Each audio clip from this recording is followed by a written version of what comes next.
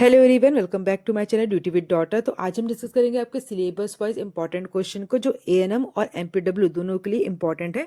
तो चलिए वीडियो की शुरुआत करते हैं। फर्स्ट क्वेश्चन है, first step in treating any minor wound is, यानी कि जब कोई छोटी सी चोट लग जाती है, कभी चोट लग जाती है, तो हमारा फर्स्ट स्टेप क्या रहेगा? तो इसका आंसर रहेगा answer number B, stop bleeding. ठीक है, किसी भी छोटी चोट यानी कि माइनर वुंड में सबसे पहले क्या करना है? सबसे पहले हमें ब्लीडिंग को कंट्रोल करना जरूरी है, ताकि पेशेंट को शॉक और इन्फेक्शन का क्या रहता है, इसमें क्या रहता है, शॉक में होने का और इन्फेक्शन होने का दोनों का खतरा रहता है। तो हमें पेशेंट को रहता है शॉक और इन्फेक्शन दोनों से हमें क्या करना है, उसे बचाना है। ठीक है, और रक्तस्राव रोकने के बाद यानी कि ब्लीडिंग कम होने के बाद क्या करना है, हमें मूड को अच्छे से क्लीन करना है, फिर एंटीसेप्टिक लगाया जाता है और अंत में फिर क्या करना है, हमें बैंडेज से इसे कवर करना चाहिए। क्लियर है? तो फर्स्ट स्टेप क्या है ट्रीटिंग एनी माइनर वुंड का? तो इसका आंसर भी स्टॉप ब्लीडिंग। क्लियर है? नेक्स्ट चलते क्वेश्चन नंबर 2 की तरफ। The golden hour refer to, golden hour किसे कहा जाता है? इसका आंसर रहेगा answer number B, first 1 hour after injury, यानी कि चोट लगने के बाद का पहला 1 घंटा। ठीक है, तो जब क्या होता है, जब किसी को क्या होता है, एक्सीडेंट होता है या चोट लग जाती है, ठीक है, तो एक्सीडेंट और चोट लगने के बाद एक जो 1 घंटा होता है वो बहुत क्रिटिकल होता है, क्योंकि इस समय सही और तुरंत चिकित्सा मिलने पर मरीज की जान बचाई जा सकती है और जटिलताएं जो कॉम्प्लिकेशंस है वो भी कम हो सकती है। ठीक है, तो जब किसी व्यक्ति को क्या होता है, मेजर ट्रॉमा होता है या एक्सीडेंट होता है, तो उसके शरीर में ब्लीडिंग होती है, शॉक लग सकता है या इंटरनल ऑर्गन इंजरी हो सकती है। ठीक है, अगर इस हालात में मरीज को पहले जो 60 मिनट के अंदर सही इलाज जैसे कि ब्लीडिंग कंट्रोल करना, ऑक्सीजन, आईवी फ्लूइड, ठीक है, हॉस्पिटल ट्रांसफर मिल जाए, तो उसके जो सर्वाइवल के जो चांसेस है ना वो बढ़ सकते हैं। ठीक है, बढ़ जाते हैं। तो गोल्डन आवर यानी कि फर्स्ट 60 मिनट, ठीक है, यानी कि 1 घंटा। ठीक है, इंजरी होने के बाद पहले 60 मिनट के अंदर ब्लीडिंग रोकना जरूरी है, इसके एयरवे, ब्रीथिंग, सर्कुलेशन यानी कि एबीसी चेक करना है, शॉक को कंट्रोल करना है और हॉस्पिटल रिफर करना है, ट्रॉमा सेंटर तक पहुंचना है। मरीज को इस समय सही समय पे अगर इसे इलाज नहीं मिलेगा तो मरीज के डेथ या सीरियस कॉम्प्लिकेशन जैसे इन्फेक्शन, ऑर्गन फेलियर, कोमा, जो कोमा का खतरा क्या हो जाएगा, बढ़ जाएगा। क्लियर है? तो क्वेश्चन नंबर 2 का आंसर क्या आएगा? The golden hour refer to, answer number B, first 1 hour after injury, यानी कि एक्सीडेंट होने के 1 घंटे बाद का जो समय होता है उसे क्या बोलेंगे, जो चोट लगने के बाद का पहला जो 1 घंटा रहेगा उसे क्या बोलेंगे, गोल्डन आवर कहा जाएगा। क्लियर है? नेक्स्ट चलते क्वेश्चन नंबर 3 की तरफ। पेशेंट फेंट फर्स्ट एड इंक्लूड, ठीक है, यानी कि जब कोई मरीज बेहोशी मतलब कि फेंट हो जाता है तो उसकी फर्स्ट एड में क्या क्या किया जाता है? तो इसका आंसर रहेगा आंसर नंबर सी, ले फ्लैट एंड एलिवेट लेग, यानी कि मरीज को सीधा लिटाकर उसके पैर को क्या करना है, हमें ऊपर उठाना है। क्लियर है?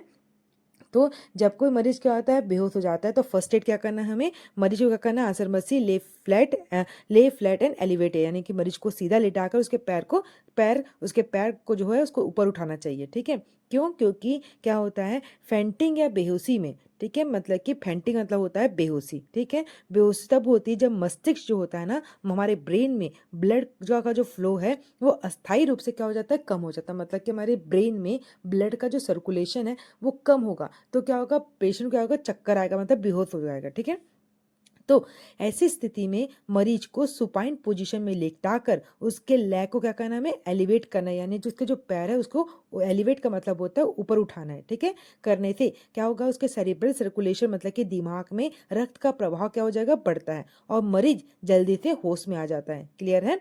साथ ही मरीज के कपड़े ढीले करना है, हवा लगने देना है और होश आने के बाद उसे पानी वगैरह पिलाना है। क्लियर है? जब ले मतलब कि क्यों करते हैं हम, जो पेशेंट को हम ले फ्लैट एलिवेट लेग क्यों करते हैं, मतलब कि हम पेशेंट को सिर के पैर को क्यों ऊपर उठाते हैं, इसका प्रिवेंट इसका पर्पस है इंजरी से प्रिवेंट करने के लिए। ठीक है, अगर एलिवेट करेंगे लेग को, एलिवेट लेग कब करते हैं, तो increase blood flow to the brain. ठीक है, ये मतलब कि जो लेग है हम इसे ऊपर क्यों उठा रहे हैं, ताकि हम इसके ब्रेन में आसानी से क्या होता है, ब्लड फ्लो इंक्रीज हो, उसका ब्लड फ्लो ब्रेन में। ठीक है, मतलब कि सेरिब्रल सर्कुलेशन अच्छे से हो। ठीक है, दिमाग में रक्त प्रवाह बढ़ेगा तो पेशेंट क्या कर, जल्दी से होश में आ जाएगा। ठीक है, तो इसका आंसर क्लियर है आप लोगों को कि जब पेशेंट अगर बेहोश हो जाता है तो हमें सबसे पहले क्या करना चाहिए, तो सबसे पहले हमें इस पेशेंट को सुपाइन पोजीशन में रखना है, मतलब कि पेशेंट को सीधा लेटाना है और उसके पैरों को ऊपर उठाना उठाना है, ठीक है। क्योंकि बेहोशी में क्या होता है, क्यों बेहोश होता है इंसान, क्योंकि जब ब्रेन में हमारा ब्लड फ्लो जो अच्छे से मतलब कम हो जाएगा, ब्रेन में ब्लड फ्लो का सप्लाई होना जब कम हो जाएगा, इसकी वजह से पेशेंट को क्या होगा, बेहोशी होगी, मतलब चक्कर आएगा, ठीक है। ऐसी स्थिति में पेशेंट को सुपाइन पोजीशन मतलब सीधा लेटाकर उसके पैरों को ऊपर उठाना चाहिए। क्लियर है। नेक्स्ट चलते क्वेश्चन नंबर 4 की तरफ। Common antiseptic used for wound healing, ठीक है। तो कॉमन एंटीसेप्टिक क्या यूज करना है, यानी कि घाव की सफाई के लिए सामान्यतः कौन सा एंटीसेप्टिक उपयोग किया जाता है। तो कौन सा एंटीसेप्टिक यूज किया जाता है, तो इसका आंसर आएगा आंसर नंबर ए, स्प्रिट, ठीक है। तो जो वुंड क्लीनिंग में सबसे सामान्य और प्रभावी एंटीसेप्टिक कहते हैं स्प्रिट, क्योंकि इसमें क्या होता है, एथनाइल अल्कोहल होता है, ठीक है। जो स्प्रिट जिसमें एथाइल अल्कोहल एक इफेक्टिव एंटीसेप्टिक है जो बैक्टीरिया को क्या करता है, किल करता है और वुंड एरिया को स्टेलाइज करता है। यानी कि माइनर वुंड और ड्रेसिंग से पहले हमें क्या करना है, स्किन को क्लीन करना है। इसका स्किन क्लीन करने के बाद इसका उपयोग किया जाता है ताकि इन्फेक्शन क्या होगा, न फैले, ठीक है। तो स्प्रिट जो है वुंड सरफेस पर लगाने से एरिया क्लीन हो जाती है और इसमें जो एरिया जो होता है वो जम फ्री रहता है, मतलब कि जो जम्स रहते हैं क्या होते हैं, किल हो जाते हैं, इसलिए से और जो इन्फेक्शन है वो क्या होता है, फ्री बन जाता है, मतलब कि जो इन्फेक्शन है वो क्या होता है, जम फ्री हो जाता है। क्लियर है। नेक्स्ट चलते हैं क्वेश्चन नंबर 4 की तरफ। क्वेश्चन है question number 5, dropsy is related to. Dropsy यानी कि ड्रॉप्सी जो है वो किस बीमारी से संबंधित है, ठीक है। तो इसका आंसर क्या आएगा, इसका आंसर आएगा answer number C, heart failure, ठीक है। ड्रॉप्सी क्या होता है, ड्रॉप्सी को क्या कहा जाता है, ड्रॉप्सी को एडिमा भी कहा जाता है। यह एक ऐसी स्थिति होती है जिसमें शरीर के जो टिश्यू है, टिश्यू में क्या होता है, जो शरीर के जो टिश्यू होता है ना, उसमें क्या होता है, फ्लूइड क्या हो जाके इकट्ठा हो जाता है, ठीक है।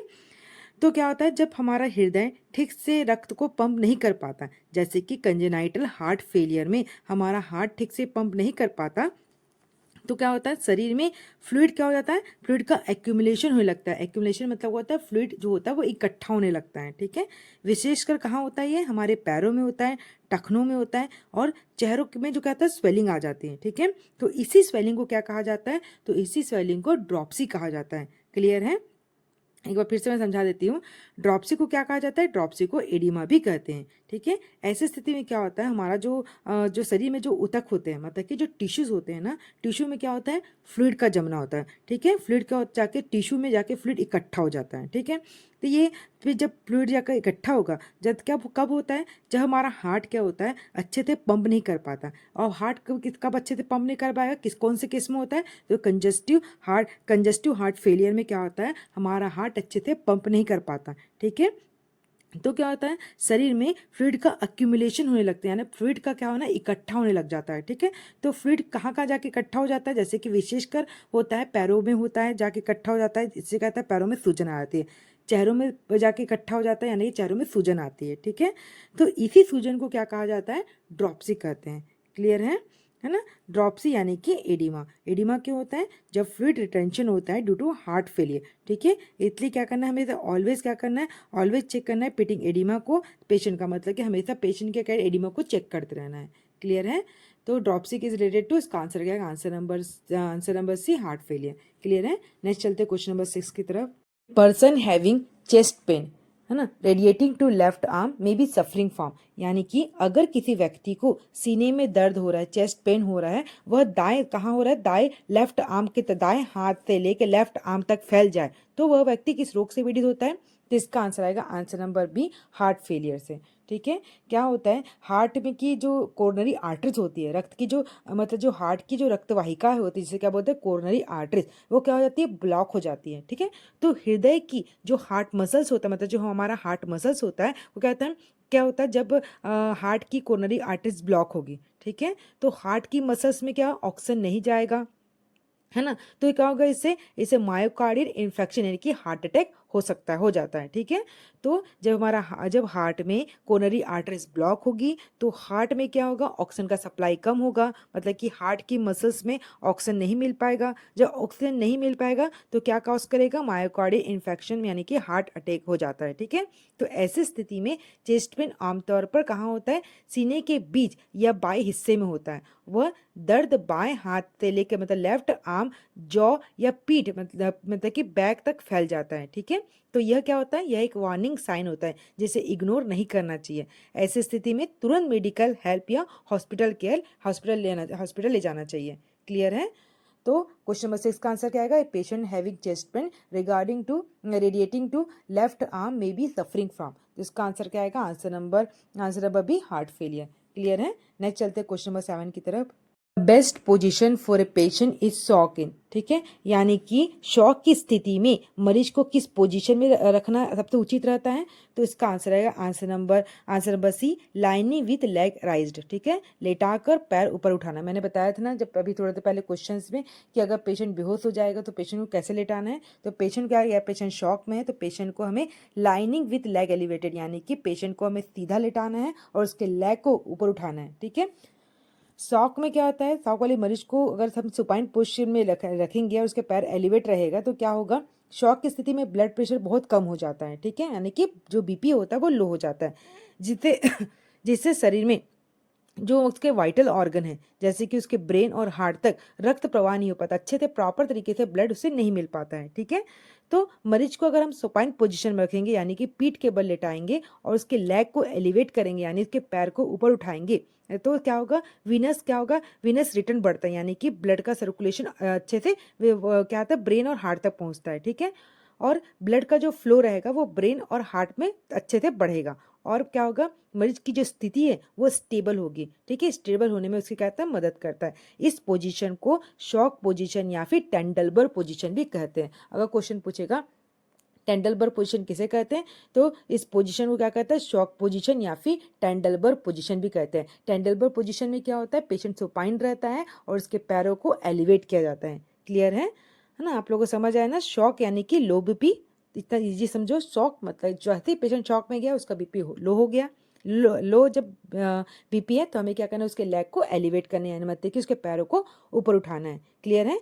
क्यों, क्योंकि इससे क्या होगा, इससे उसके ब्रेन और हार्ट में अधिक ब्लड मिलता है और पेशेंट की जो रिकवरी होती है वो तेज होती है। क्लियर है। नेक्स्ट चलते हैं क्वेश्चन नंबर 8 की तरफ। Drug dose calculation usually based on, जो ड्रग का जो डोज का कैलकुलेशन होता है वो किसके बेस पे होता है, तो इसका आंसर आएगा answer number C, weight of patient, ठीक है।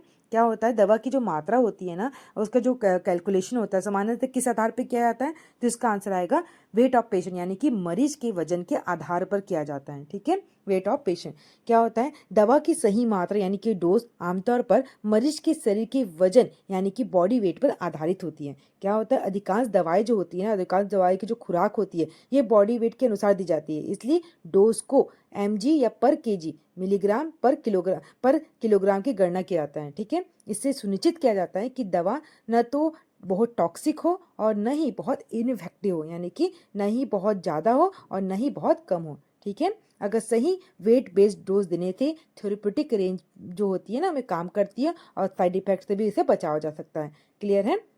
हमेशा बच्चों और कमजोर मरीजों को यानी कि पीडियाट्रिक और अंडरवेट पेशेंट में डोज बॉडी वेट के अनुसार ही कैलकुलेट करें। क्लियर है। तो ड्रग डोज कैलकुलेशन की यूजली बेस्ड ऑन किस पे डिपेंड करता है ये, तो इसका आंसर है answer number C, weight of patient के ऊपर। क्लियर है। नेक्स्ट चलते हैं क्वेश्चन नंबर 9 की तरफ।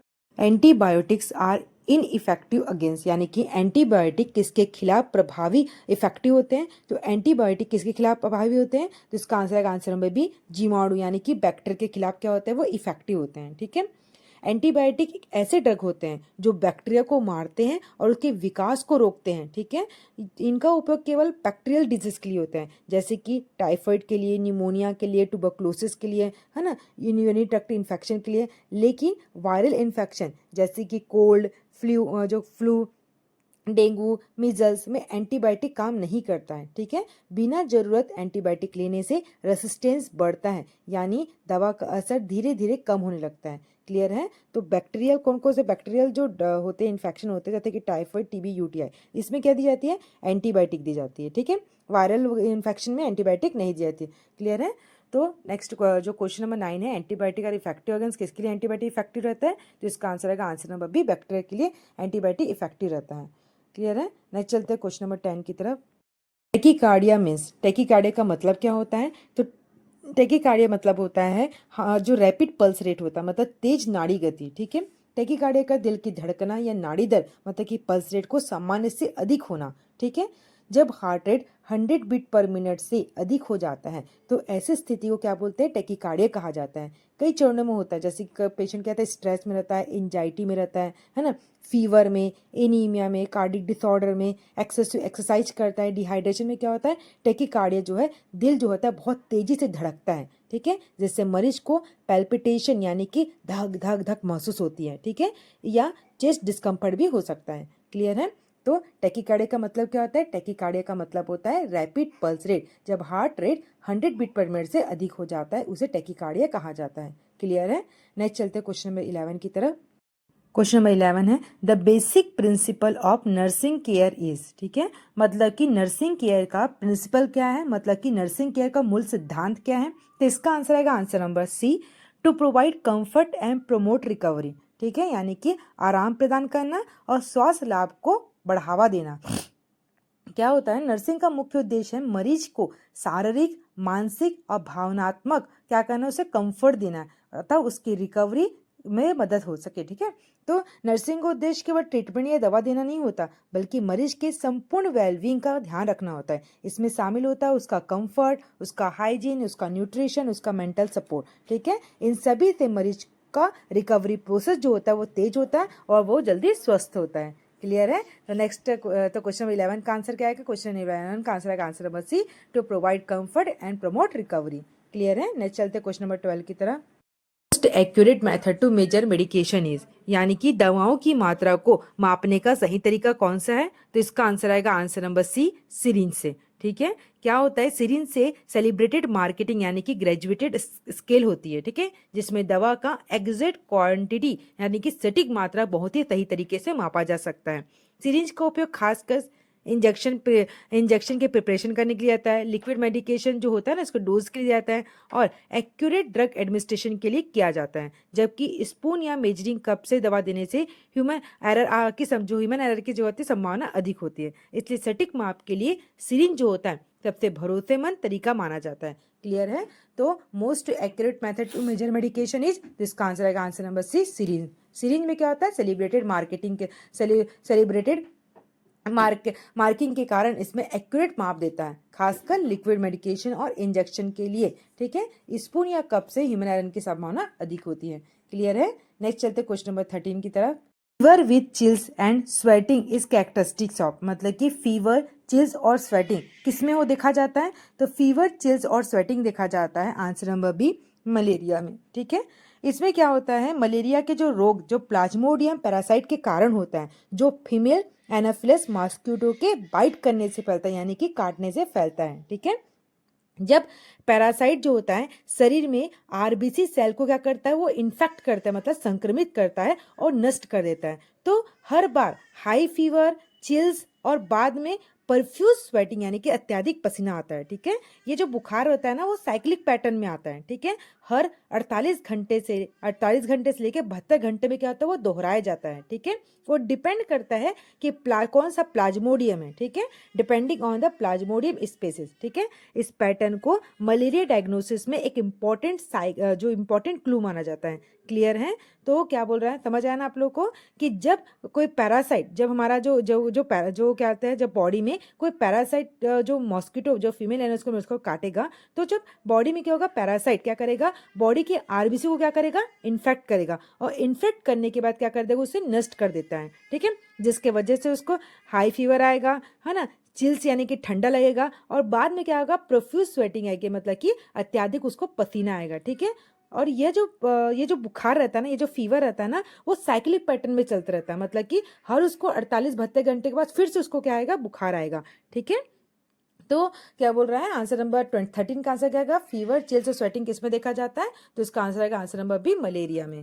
क्लियर है। नेक्स्ट चलते क्वेश्चन नंबर 14 की तरफ। Patient with high temperature should be given, अगर किसी पेशेंट को हाई टेम्परेचर है तो उसे क्या करना चाहिए। तो इसका आंसर आएगा answer number B, tepid sponge करना चाहिए। क्या होता है, फीवर में पेशेंट को टेपिड स्पंज यानी कि लुकवार्म वाटर से पोंछना चाहिए, ठीक है, जिसपे टेम्परेचर जो होता है वो धीरे धीरे कम होता है। अचानक इसे क्या करेंगे, ठंडे पानी से पोंछेंगे तो जो बॉडी है, पेशेंट का जो शरीर है वो क्या जाएगा, शॉक में चला जाएगा। क्लियर है। इसलिए हमेशा जब भी स्पंज देंगे तो उसे क्या करेंगे, गुनगुने वाटर यानी कि लुकवार्म वाटर से इसे पोंछना चाहिए। क्लियर है। नेक्स्ट चलते हैं क्वेश्चन नंबर 15 की तरफ। Which of the following is a topical antibiotic, ठीक है, इनमें से मतलब कि कौन सा जो है टॉपिकल एंटीबायोटिक है, ठीक है, निम्नलिखित में से कौन सी दवा जो त्वचा पर लगाई जाने वाली जीवाणुरोधी दवा है। टॉपिकल मतलब होता है त्वचा पे लगाई जाने वाली जीवाणुरोधी दवा है, ठीक है। तो इनमें से कौन सी जो दवा है जो त्वचा में लगाए जाते हैं जिसका जीवाणुरोध क्या कहते हैं, जीवाणुरोधी दवा है, तो इसका आंसर आएगा आंसर नंबर बी, नियोमाइसिन, ठीक है। जो नियोमाइसिन जो दवा है वो क्या है, टॉपिकल एंटीबायोटिक है, क्लियर है। इसमें जो पैरासीटामॉल है आपको तो पता है फीवर के लिए दिया जाता है ना। आइब्रोप्रोफेन जो होता है वो दर्द के लिए आता है, पेन रिलीफ किया, और जो डाइज़ेपम होता है वो एंटी एंजाइटी है, ठीक है, मतलब ये स्लीपिंग पिल का काम भी करती है, ठीक है। तो जो नियोमाइसिन है, नियोमाइसिन जो है वो टॉपिकल एंटीबायोटिक का काम करती है। नियोमाइसिन एक ब्रॉड स्पेक्ट्रम टॉपिकल एंटीबायोटिक है जो बैक्टीरिया की ग्रोथ को क्या करती है, रोकती है या फिर इसे नष्ट कर देती है, ठीक है। इसे सामान्यतः ऑइंटमेंट या क्रीम के रूप में स्किन इन्फेक्शन, कट, बर्न या भी अब्रेशन यानी कि घाव आदि में लगाया जाता है, क्लियर है। यह दवा बैक्टीरियल इन्फेक्शन से बचाव करती है और वुंड हीलिंग को तेजी से क्या करती है, घाव भरने में मदद करती है, क्लियर है। नेक्स्ट चलते हैं क्वेश्चन नंबर 16 की तरफ। Vitamin help in wound healing, यानी कि कौन सी विटामिन जो घाव भरने में सहायता करती है, तो इसका आंसर है answer number C, vitamin C, ठीक है। जो विटामिन सी होता है इसको क्या बोलते हैं, एस्कॉर्बिक एसिड भी कहा जाता है। क्वेश्चन पूछे कि एस्कॉर्बिक एसिड किसे कहते हैं, तो इसका आंसर है विटामिन सी को, ठीक है। तो विटामिन सी जो होता है वो शरीर में क्या करता है, कोलेजन सिंथेसिस के लिए, जो कोलेजन सिंथेसिस के लिए क्या होता है, वो जरूरी होता है विटामिन सी, ठीक है। कोलेजन क्या होता है, कोलेजन जो होता है एक ऐसा प्रोटीन होता है जो स्किन में, ब्लड वेसल्स में और कनेक्टिव टिश्यू क्या करता है, वो मजबूत करता है। क्या मजबूत करता है, तो जो कोलेजन होता है एक ऐसा प्रोटीन है जो स्किन को, हमारे ब्लड वेसल्स को और कनेक्टिव टिश्यू को क्या करता है, वो मजबूत करता है, ठीक है, और वुंड हीलिंग में भी एक महत्वपूर्ण भूमिका निभाता है, क्लियर है। इसलिए अगर बॉडी में विटामिन सी की कमी होगी तो घाव धीरे धीरे भरेगा, है ना। स्किन जो है वो कमजोर और पतली हो जाएगी, यानी स्किन जो होगा बिकम फ्रेजिल टाइप की हो जाएगी, और ब्लीडिंग गम यानी जैसे कि स्कर्वी जैसे डिजीज में क्या होता है, ब्लीडिंग गम्स होता है ना, और ब्लीडिंग गम जैसी समस्या हो सकती है, क्लियर है। तो क्वेश्चन नंबर 16 का आंसर क्या आएगा, which vitamin help in wound healing, तो इसका आंसर आएगा विटामिन सी। नेक्स्ट चलते हैं क्वेश्चन नंबर 70 की तरफ। Correct ratio of sugar and salt in ORS, यानी कि ओआरएस में शुगर और साल्ट के कितना रेशियो होता है, ठीक है। तो जैसे कि इसमें इसका आंसर क्या आएगा, answer number B, 6 spoon sugar रहता है और हाफ स्पून साल्ट रहता है, ठीक है। तो ओआरएस घोल में चीनी और नमक का सही अनुपात क्या है, तो इसका आंसर है answer number B, 6 spoon sugar रहेगा, 6 चम्मच शुगर रहेगा और आधा चम्मच जो रहेगा वो साल्ट रहेगा, ठीक है।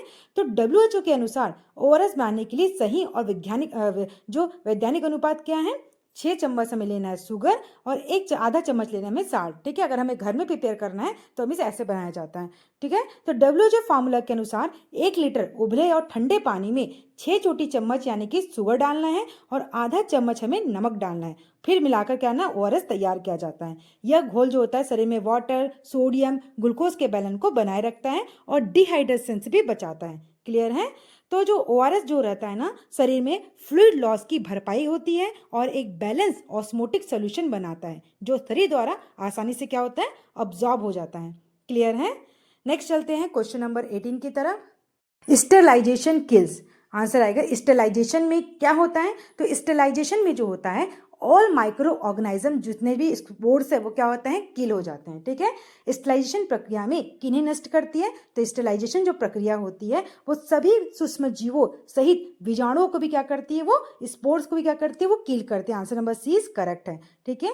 तो स्टेलाइजेशन में सभी प्रकार के माइक्रो ऑर्गेनिज्म जैसे कि बैक्टीरिया, वायरस, फंगी, स्पोर्स जो होते हैं वो पूरी तरह से नष्ट हो जाते हैं, क्लियर है।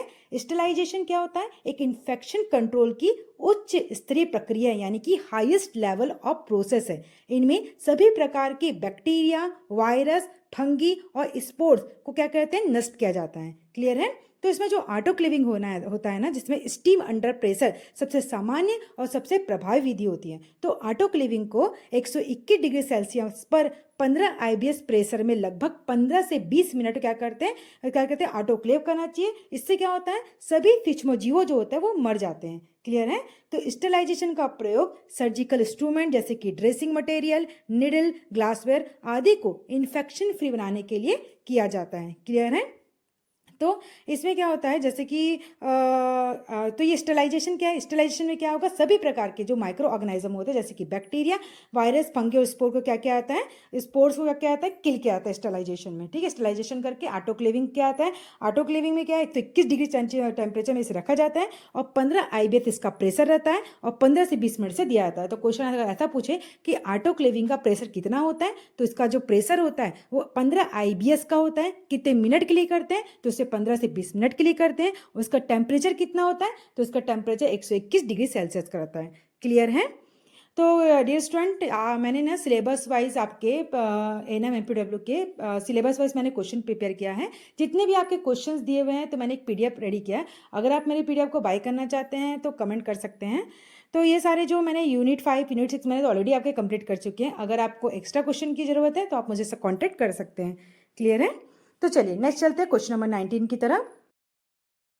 डिजीज डिफर फ्रॉम स्टेलाइजेशन, यानी कि डिसइंफेक्शन और स्टेलाइजेशन में क्या अंतर है, तो इसका आंसर है आंसर नंबर सी, किल ओनली पैथोजेनिक ऑर्गेनिज्म। केवल रोगजनक जीवाणु को क्या करता है, वो नष्ट करता है। ठीक है, answer number C is correct. Disinfection केवल क्या करता है, डिजीज कॉसिंग माइक्रो ऑर्गेनिज्म यानी कि पैथोजेंस को मारता है, जबकि जो स्टेलाइजेशन होता है वो सभी माइक्रो ऑर्गेनिज्म इंक्लूडिंग स्पोर्स को क्या करता है, वो नष्ट करता है। ठीक है, तो डिसइंफेक्शन एक ऐसी प्रक्रिया है जिसमें वस्तु या सरफेस पर मौजूद जो पैथोजेनिक माइक्रो ऑर्गेनिज्म को क्या करता है, मारा और निष्क्रिय किया जाता है। ठीक है, मारता है और निष्क्रिय करता है, लेकिन बैक्टीरियल स्पोर्स को क्या करता है, वो नहीं मार सकता। इसलिए यह कंप्लीट स्टेलाइजेशन नहीं है, यह केवल क्या है, इन्फेक्शन कंट्रोल है। तो डिसइंफेक्शन यानी क्या है, इन्फेक्शन कंट्रोल है। वो क्या करता है, कंप्लीट स्टेलाइज नहीं करता। ठीक है, वो बैक्टीरियल स्पोर्स को नहीं मारता और ये इन्फेक्शन कंट्रोल के लिए इसका उपयोग किया जाता है। ठीक है, जैसे कि फर्श, दीवार, बेड, पेन, टेबल आदि को क्या करता है, डिसइंफेक्ट करता है।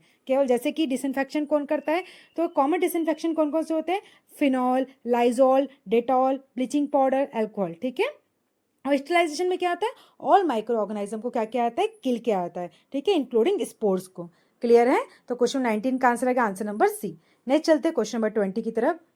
Drug used to reduce inflammation, कौन सा ड्रग क्या करता है, इन्फ्लामेशन को क्या करता है, कम करता है, तो इसका आंसर आएगा answer number C, anti inflammatory. ठीक है, तो एंटी इन्फ्लामेटरी ड्रग जैसे कि आइब्रोफेन या डाइक्लोफेनाक क्या करता है, सूजन कम करने के लिए उपयोग किए जाते हैं। ये प्रोस्टाग्लैंडिन सिंथेसिस क्या करता है, वो इनहिबिट करता है। ठीक है, और जिससे स्वेलिंग और पेन दोनों घटते हैं। क्लियर है।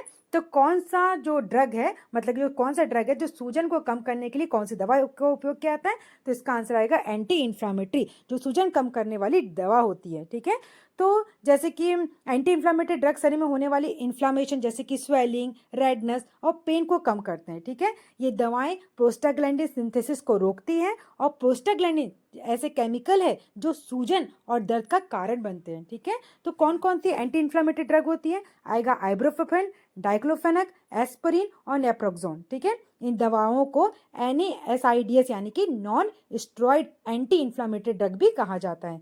क्लियर है। इसमें जो ऑप्शन दिया, एंटीपायरेटिक वो रिड्यूस करता है फीवर को, एनाल्जेसिक जो पेन को रिलीव करता है, एंटी इन्फ्लामेटरी जो रिड्यूस करता है स्वेलिंग को और इन्फ्लामेशन को, और एंटीबायोटिक जो किल करता है बैक्टीरिया को। क्लियर है।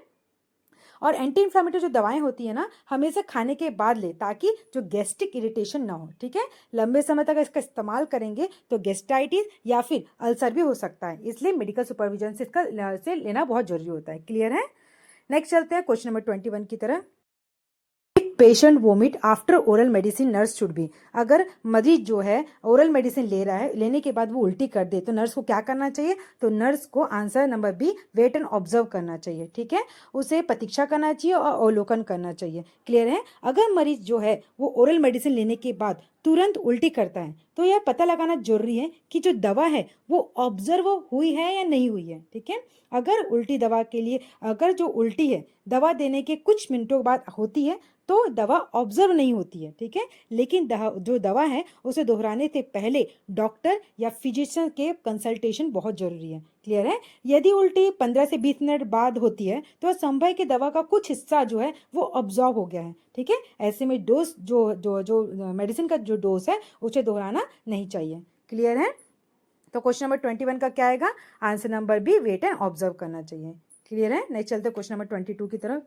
ऑर्गन एक्सक्रीट मोस्ट ड्रग, मतलब कि जो कौन सा ऐसा ऑर्गन है जो क्या आता है ड्रग को बाहर निकालता है। अधिकांश जो दवाएं होती है ना वो यूरिन के माध्यम से किडनी से बाहर निकलती है। ठीक है, तो इसका आंसर क्या आएगा, आंसर नंबर बी किडनी। इसलिए किडनी डिजीज में ड्रग डोज एडजस्ट करनी चाहिए ताकि बॉडी में टॉक्सिसिटी ना हो। ठीक है, तो which organ excrete most drug, यानी कि दवाओं का अधिकांश जो एक्सक्रीशन है किस अंग के द्वारा होता है, तो इसका आंसर आएगा किडनी यानी कि गुर्दा। ठीक है, दवाओं जो होती है तरीके बाहर निकालने यानी कि एक्सक्रीशन जो होता है वो मुख्यतः किससे होता है, किडनी के द्वारा होता है। किडनी से फिल्ट्रेशन होता है, सिक्रीशन होता है और रीअब्जॉर्प्शन के माध्यम से दवा जो है वो वेस्ट प्रोडक्ट और मेटाबॉलिटिस को यूरिन के रूप में बाहर निकालती है। इसलिए जिन मरीजों को किडनी डिजीज होती है ना उन्हें दवा को डोज को एडजस्ट करनी पड़ती है, क्योंकि अगर दवा शरीर में रुक जाए तो ड्रग क्या होगा, ड्रग की टॉक्सिसिटी हो जाएगी। ठीक है, और जो दवा है वो जहरीला प्रभाव हो सकता है, जैसे कि अन्य अंग जैसे कि लंग हो गया, लीवर हो गया,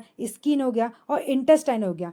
कुछ दवाओं को क्या करता है, बाहर निकालते हैं, लेकिन मुख्य कौन सी दवा बाहर निकलती है, तो इसका आंसर क्या, एक्सेक्रीटरी ऑर्गन जो है वो है किडनी। क्लियर है, तो which organ excrete most drug, तो कौन सा ऑर्गन है, मतलब कौन सा जो ऑर्गन है जो ड्रग को बाहर निकालती है, तो इसका आंसर आएगा आंसर नंबर बी किडनी। ठीक है, नेक्स्ट चलते क्वेश्चन नंबर 23 की तरफ।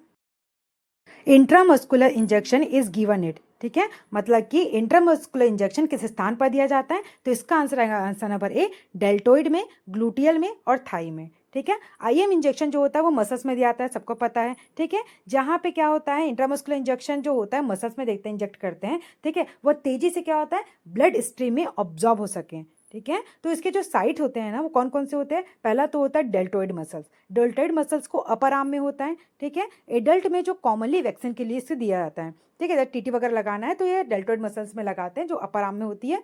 उसके बाद होता है ग्लूटियल मसल्स। जो ग्लूटियल मसल्स होती है वो बटक्स में होती है, डॉर्सो ग्लूटियल वेंट्रो ग्लूटियल बोलते हैं इसे। बटक्स में कौन सी होती है, डॉर्सो ग्लूटियल या वेंट्रो ग्लूटियल मसल होती है, जहाँ पे डीप मस्कुलर इंजेक्शन के लिए दिया जाता है। ठीक है, और थर्ड होती है वास्टस लैटरिस यानी कि थाई में होती है, जो इन्फेंट या चिल्ड्रन में सबसे सुरक्षित साइट होती है। इन्फेंट और चिल्ड्रन में कौन सी होती है, थाई में होती है, वास्टस लैटरिस होती है ना। ग्लूटियल मसल जो होती है वो बटक्स में होती है और डेल्टोइड मसल जो होती है वो अपर आर्म में होती है। क्लियर है, तो जो डेल्टोइड मसल्स जो कॉमन यूज कर क्या करते हैं, वैक्सीनेशन जैसे टिटनस हिपेटाइटिस होती है ना। ग्लूटियल मसल्स मतलब कि बटक्स में लगाए जाते हैं, जैसे कि लार्ज वॉल्यूम में इंजेक्शन लगा रहे हैं। ठीक है, वास्टस लैटरिस को इन्फेंट और चिल्ड्रंस में लगाया जाता है। क्लियर है, इसे जो आईएम इंजेक्शन है उसको 90 एंगल में लगाया जाता है। याद रखिएगा, आप लोग जब लगाते हैं ना तो जब हमें इंजेक्शन लगाते हैं तो सबसे इंपॉर्टेंट पॉइंट है हमें एस्पिरेट करना है, मतलब जो सिरिंज है इसको क्या करना है, अपनी ओर खींचना है, एस्पिरेशन करना है।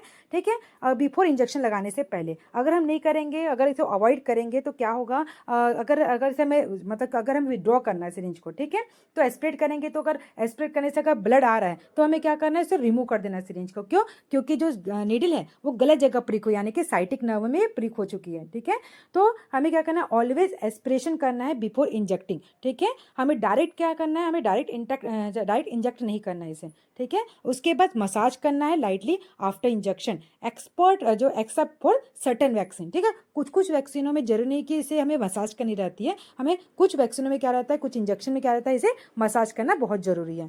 क्लियर है, नेक्स्ट क्वेश्चन है question number 24, the best site for IM injection in infant. ठीक है, तो बेस्ट साइट कौन सी है आईएम इंजेक्शन के लिए, इन्फेंट के लिए, तो इसका आंसर आएगा answer number C, vastus lateralis site best होती है। ठीक है, क्योंकि ये क्या होता है, इन्फेंट के शरीर में जो ग्लूटियल मसल, जो बटक्स की मसल होती है वो पूरी तरह से क्या होती है, विकसित नहीं होती है। ठीक है, इसलिए वहां पे जो साइटिक नर्व, जो इंजुरी का नुकसान, मतलब जो खतरा रहता है वो बड़ा रहता है, मतलब कि जो हमारे बटक्स में क्या होता है, साइटिक नर्व सप्लाई होती है। ठीक है, तो यहाँ पे क्या होता है, जो ग्लूटियल नर्व है वो अच्छे से विकसित नहीं रहेगी, तो क्या होता है, साइटिक नर्व में इंजुरी होने के चांसेस रहेंगे। ठीक है, इस कारण बटक्स में, मतलब कि ग्लूटियल साइड में इंजेक्शन नहीं दिया जाता, इसके बजाय थाई की आउटर साइड यानी कि वास्टस लैटरिस मसल्स को सबसे सुरक्षित साइड मानी जाती है। क्लियर है, क्योंकि यहाँ जो होती है ना, मसल जो होती है वो मोटी होती है और ब्लड सप्लाई अच्छी होती है और ड्रग अब्जॉर्प्शन भी तेज और सुरक्षित माना जाता है। क्लियर है, तो बेस्ट साइड कौन सी आईएम इंजेक्शन इन्फेंट के लिए, इसका आएगा answer number C, vastus lateralis. Clear है, नेक्स्ट चलते क्वेश्चन नंबर 25 की तरफ। Normal pulse rate in adult, normal pulse rate कितना होता है एडल्ट में, तो इसका आंसर आएगा 60 to 100 बीट पर मिनट होता है, ठीक है। तो नॉर्मल एडल्ट हार्ट रेट 60 से 100 बीट पर मिनट होता है। अगर 60 से कम हो जाए तो उसे ब्रेडिपिया कहा जाता है, अगर 100 से ऊपर हो जाए तो टेकिकार्डिया कहा जाता है, ठीक है। तो पल्स रेट से हार्ट की कंडीशन का अंदाजा लगाया जाता है। अगर हार्ट पल्स रेट है 100 से अबाव हो जाए उसे टेकिकार्डिया कहेंगे, अगर कम हो जाए उसे ब्रेडिकार्डिया कहेंगे। क्लियर है। नेक्स्ट चलते हैं क्वेश्चन नंबर 26 की तरफ। Which thermometer is use for rectal temperature, ठीक है। तो रेक्टल टेम्परेचर के लिए कौन सा थर्मोमीटर यूज करते हैं, तो इसका आंसर है answer number C, rectal thermometer का, ठीक है। क्या होता है, रेक्टल थर्मोमीटर का जो बल्ब का जो हिस्सा होता है ना वो राउंड होता है और शॉर्ट होता है, ताकि क्या होता है रेक्टम की इंजुरी या पंचर ना हो, ठीक है। अगर क्वेश्चन पूछे कि रेक्टल थर्मोमीटर कैसा होता है, तो रेक्टल थर्मोमीटर जो होता है इसका जो बल्ब होता है वो राउंड टाइप का होता है और सबसे छोटा होता है, ठीक है। जो कि ओरल या एक्सलर टेम्परेचर से ज़्यादा क्या होता है, मतलब जो थर्मोमीटर होता है ना रेक्टल थर्मोमीटर का शरीर का जो कोर टेम्परेचर बताता है, यानी कि आंतरिक तापमान बताता है, ठीक है। जो कि ओरल या एक्सलरी जो मतलब कि जो बगल का जो टेम्परेचर लेते हैं इससे ज़्यादा एक्यूरेट होता है, ठीक है।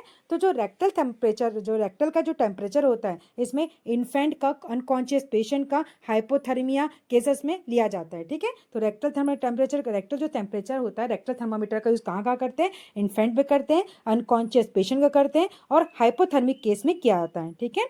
क्योंकि यह सबसे एक्यूरेट रीडिंग बताता है रेक्टल थर्मामीटर। क्वेश्चन पूछे कि एक्यूरेट रीडिंग कौन सा थर्मामीटर बताता है, तो इसका आंसर आएगा रेक्टल थर्मामीटर। क्लियर है। नेक्स्ट चलते हैं क्वेश्चन नंबर 27 की तरफ। In case of nose bleeding the patient should, अगर पेशेंट को नोज ब्लीडिंग होती है यानी कि एपिस्टाक्सिस होती है तो हमें क्या करना चाहिए, तो इसका आंसर आएगा answer number C, sit and lean forward. यानी कि जब नोज ब्लीडिंग होती है तो पेशेंट को क्या करना है, पेशेंट को बोलना है कि बैठे और अपने जो बॉडी है उसको नीचे की तरफ झुकाए, ठीक है। या इससे क्या होगा, पेशेंट का अगर आगे के झुकना चाहिए, ठीक है, ताकि क्या होगा जो ब्लड का जो एयरवे है ना, ब्लड जो क्या होता है जो ब्लीडिंग है वो हमारे लंग्स उसके मुंह से लंग्स में ना जाए, ठीक है। तो क्या करेंगे, इसके लिए क्या करेंगे, उसको पेशेंट को सीधा बिठाएंगे और उसको झुकने के लिए बोलेंगे, ठीक है। इसके बाद क्या करेंगे, कोल्ड कंप्रेसर से ब्लीडिंग क्या होगा, कोल्ड कंप्रेशन देंगे। तो कोल्ड कंप्रेशन से क्या होता है ब्लीडिंग मतलब कि जो ब्लड वेसल्स हो वो कॉन्स्ट्रक्ट होगी, ठीक है। और अगर वो बैकवर्ड टिल्ट करेगा यानी कि अगर वो पीछे की तरफ करेगा उससे क्या होगा, उसका ब्लड जब वो बैकवर्ड टिल्ट करेगा तो वो खतरनाक होता है। क्यों, क्योंकि जो ब्लड है वो माउथ से डायरेक्ट उसके लंग में जाएगा और वो एस्पिरेट करेगा। क्लियर है। तो क्वेश्चन में 27 का आंसर क्या है, अगर एपिस्टैक्सिस पेशेंट है तो पेशेंट को कैसे रखना चाहिए, पेशेंट को बैठाना चाहिए और आगे की ओर झुकाना चाहिए, यानी कि seat and lean forward position. Clear है। नेक्स्ट चलते हैं क्वेश्चन नंबर 28 की तरफ। Antiseptic used for skin before injection, ठीक है। हमें बिफोर जब इंजेक्शन लगाते हैं तो क्या बोलते हैं एंटीसेप्टिक का यूज करते हैं, ठीक है, मतलब क्लीन करने के लिए और जो एरिया होता है उसको क्लीन करने के लिए यूज करते हैं। तो इसको क्या कौन कौन से होते हैं, तो इसका आंसर आएगा ऑल ऑफ द अबव। हम यूज करते हैं बिटाडिन को, स्प्रीट को और सेवलॉन को, ठीक है। तो इंजेक्शन से पहले क्या करते हैं, स्किन के सरफेस को डिसइंफेक्ट करते हैं, ठीक है। इसके लिए यूज करते हैं स्प्रीट, बिटाडिन, सेवलॉन का उपयोग किया जाता है। इसमें क्या होता है स्किन फ्लो जो डिस्ट्रॉय होकर जो इन्फेक्शन का खतरा कम होता है, ठीक है। अगर हम क्या करते हैं जो इसकी सरफेस एरिया को क्या करेंगे, क्लीन करेंगे, तो इसमें जो मौजूद जो इन्फेक्शन है उसे हम कंट्रोल कर सकते हैं। क्लियर है। नेक्स्ट चलते हैं क्वेश्चन नंबर 29 की तरफ। Oxygen is given to the patient suffering from, ठीक है। ऑक्सीजन किस पेशेंट को देना चाहिए, तो ऑक्सीजन जो देना चाहिए पेशेंट को, डिज्निया वाले पेशेंट को क्या करना चाहिए, हमें ऑक्सीजन देना चाहिए। डिज्निया मतलब क्या होता है, डिफिकल्टी इन ब्रीथिंग। क्वेश्चन अगर पूछे कि डिज्निया मतलब क्या होता है, तो डिज्निया मतलब होता है डिफिकल्टी इन ब्रीथिंग, ठीक है। यानी कि सांस लेने में कठिनाई और ऑक्सीजन थेरेपी दी जाती है। अगर सांस लेने में उसे कठिनाई हो रही है तो उसे क्या देना है, उसे हमें ऑक्सीजन थेरेपी देना है, ठीक है, ताकि बॉडी को पर्याप्त ऑक्सीजन मिले, ठीक है। तो किस में देखा जाता है, ये जो देखा जाता है अस्थमा वाले पेशेंट को होता है, सीओपीडी पेशेंट को होता है और न्यूमोनिया वाले पेशेंट को होता है, ठीक है। इसमें क्या होता है, इसमें जो होता है वो ऑक्सीजन की कमी हो जाती है। ऑक्सीजन की कमी होगी तो क्या होगा, सांस लेने में तकलीफ होगी और सांस लेने में जो तकलीफ को क्या बोलते हैं, डिस्निया कहा जाता है। क्लियर है। ऐसी स्थिति में ऑक्सीजन जो होता है वो लाइफ सेविंग थेरेपी का काम करता है। क्लियर है। तो ऑक्सीजन जो थेरेपी जो फ्लो रेट होता है, ठीक है, जो ऑक्सीजन का जो फ्लो रेट होता है 1 से 6 लीटर पर मिनट दिया जाता है, मतलब कि नेजल कंडेंसर रखा जाता है, ठीक है। फ्लो रेट कितना रहता है ऑक्सीजन का, तो 1 से लेकर 6 लीटर पर मिनट रखा जाता है। ऑक्सीजन सिलेंडर या कंसनट्रेटर उपयोग से पहले हमें यह देखना है कि कोई लीक वगैरह तो नहीं हो रहा है, ठीक है, और ह्यूमिडिफायर को चेक करना रहता है। क्लियर है। ये जो है ना ऑक्सीजन का जो मैं फ्लो बता रही हूँ वो क्या है, जब हम ऑक्सीजन देंगे, ठीक है, ऑक्सीजन देंगे तो कितना लीटर रखेंगे, तो 1 to 6 लीटर पर मिनट रखेंगे, ठीक है। अगर हम ऑक्सीजन सिलेंडर से दे रहे हैं या फिर कंसनट्रेटर से दे रहे हैं तो हमें क्या करना है, उसके कोई ऑक्सीजन वो लीक वगैरह तो नहीं हो रहा है ना, उसके ह्यूमिडिफायर को चेक करना है। क्लियर है। उसके बाद ऑक्सीजन थेरेपी के दौरान हमें पेशेंट का SpO2 को मॉनिटर करना है, ठीक है। SpO2 आप लोगों को पता है ना क्या होता है, नॉर्मल SpO2 कितना होता है, तो नॉर्मल SpO2 होता है 98 से 100% होता है, ठीक है। और SpO2 को हमेशा इसका परसेंट से देखा जाता है, ठीक है। तो SpO2 कितना होता है, 98 से 100% होता है। क्लियर है। नेक्स्ट चलते हैं क्वेश्चन नंबर 30 की तरफ। Safest route for giving insulin injection, सबसे सेफेस्ट साइट कौन सा है, रूट कौन सा है इंसुलिन इंजेक्शन देने का, ठीक है। कौन सा मार्ग सबसे सेफेस्ट है, तो इसका आंसर आएगा सबसे सेफेस्ट मार्ग है सबक्यूटेनियस, ठीक है। जो सबक्यूटेनियस जो होता है ना वो त्वचा के नीचे फैटी टिश्यू में दिया जाता है ताकि इसका जो ऑब्जॉर्प्शन है वो स्लो हो, ठीक है। तो त्वचा के नीचे कहाँ देते हैं, जो इंसुलिन को कहाँ लगाया जाता है, तो इंसुलिन को त्वचा के नीचे यानी कि फैटी टिश्यू में दिया जाता है ताकि इसका जो ऑब्जॉर्प्शन है वो स्लो हो। क्लियर है। नेक्स्ट चलते हैं क्वेश्चन नंबर 31 की वन। स्टूडेंट, तो ये थे आज के आपके टॉप 30 क्वेश्चंस। अगर आप लोग को वीडियो हेल्पफुल लगे तो वीडियो को लाइक करना, सब्सक्राइब करना, कमेंट करके बताना कि वीडियो कैसी लगी। और आगे की वीडियो में लेके आऊँगी नेक्स्ट, मतलब शायद मैं आज रात में डालूंगी इसको। तो अगर वीडियो अच्छी लगी हो तो वीडियो को लाइक करना, सब्सक्राइब करना और कमेंट करके बताना कि वीडियो कैसी लगी।